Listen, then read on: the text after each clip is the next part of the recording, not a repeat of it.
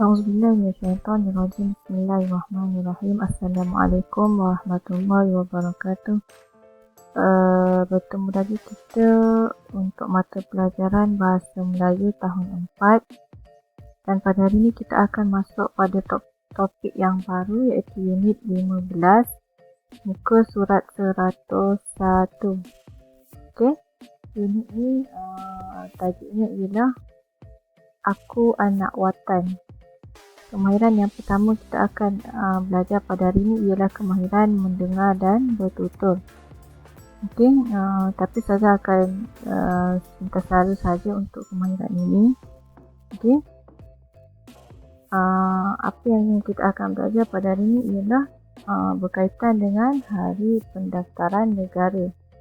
Okey, sempena dengan Hari Pendaftaran Negara, Zara dan keluarganya telah pergi ke Karnival Hari Pendaftaran Negara. Apa yang ada dekat karnival itu ialah di sini tentatifnya ataupun tarikh yang tarikh Hari Pendaftaran Negara dijalankan ialah pada 15 hingga 16 Oktober 2021. Okey. 2020. Okey, dekat sini apa yang ada semasa Hari Pendaftaran Negara ialah peranan Jabatan Pendaftaran Negara sendiri, iaitu berfungsi sebagai pendaftar bagi permohonan MyKad bagi kanak-kanak umur 12 tahun ataupun untuk permohonan gantian kad pengenalan rosak, mendaftar kelahiran, kematian dan perkahwinan, dan juga permohonan bagi taraf kewarganegaraan. Okey, cuba tengok dekat fungsi ciri-ciri keselamatan yang ada dekat MyKid ni. Okey, bagi MyKid ni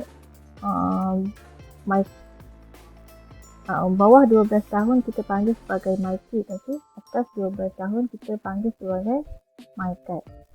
Okey, untuk MyKad ciri-ciri yang ada ialah nombor kad pengenalan, cetak pelangi, kemudian imej tulisan laser, sinaran biji pelbagai warna dan juga nombor MyKad tulisan laser.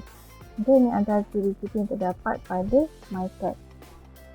Okey, untuk latihan bagi muka surat 101 ni saya akan berikan nanti.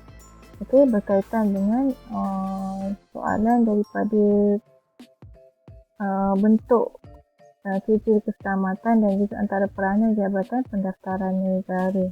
Okey, daripada dialog ni juga. So, kita pergi kepada muka surat yang kedua, iaitu kemahiran membaca. Di sini ada dinyatakan keistimewaan rakyat Malaysia. Okey, Zara bercerita kepada ibunya tentang sebuah cerita yang telah dibacanya di sekolah. Okey, di sini ada satu cerita, tapi saya tak perlu baca untuk kesemua petikan ini. Tapi daripada petikan ini nanti akan ada latihan di mana murid-murid perlu keluarkan beberapa keistimewaan warga negara. Okey, menaraikan keluarkan daripada petikan yang diberikan nanti. Okey, kita teruskan kepada kemahiran yang ketiga, iaitu kemahiran menulis. Okey, kemahiran menulis di sini tajuk yang kita akan baca ialah pasport Malaysia. Okey, kita perlukan pasport sekiranya kita ingin ke luar negara. Tanpa pasport ni memang kita tak boleh keluar daripada negara kita sendiri. Okey, Zara dan rakan-rakannya merujuk maklumat tentang pasport Malaysia. Setiap warga negara Malaysia berhak untuk memohon dokumen perjalanan sebelum keluar negara. Dokumen ini dikenali sebagai pasport Malaysia. Pada pasport ini tertera nama negara Malaysia. Dokumen ini penting bagi perjalanan yang sah untuk seseorang keluar negara. Pengguna perlu memperbarui pasport setiap 5 tahun sekali. Okey, hanya sah hingga 5 tahun, maka selepas 5 tahun perlu diperbarui. Okey, ini antara sedikit banyak daripada petikan bagi kemahiran menulis. Dan untuk latihan bagi kemahiran ini, murid-murid perlu keluarkan kesalahan tanda baca ataupun sebarang kesalahan kata bahasa yang ada daripada petikan dan perlu tuliskan semula di ruangan yang disediakan. Okay? Ini antara bentuknya. Okay, nanti saya akan tunjukkan soalan, bentuk-bentuk soalan. Okay. Jadi murid-murid perlu selesaikan bagi jawapannya. Okay. Ini adalah modul ataupun soalan yang murid-murid perlu selesaikan. Okay, mengikut muka surat. Jadi murid-murid perlu buat latihan daripada muka surat 101 hingga 103. Okay. Modul ini telah disusun mengikut muka surat dan juga kemahiran. Okay, ini adalah latihan yang adik-adik perlu laksanakan. Dan seperti yang saya katakan tadi, yang berkaitan dengan Jabatan Pendaftaran Negara, soalan yang diberikan ialah berkaitan dengan apakah peranan Jabatan Pendaftaran Negara dan juga ciri-ciri keselamatan MyKad. Okay, ada dekat dalam petikan, hanya perlu tuliskan jawapan di ruangan yang disediakan. Okay, dan muka surat 102 pula,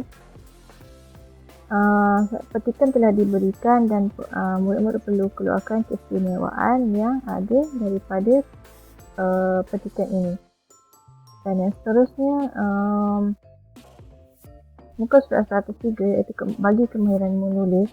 Di sini murid-murid perlu baca dan bulatkan kesalahan di dalam petikan ini.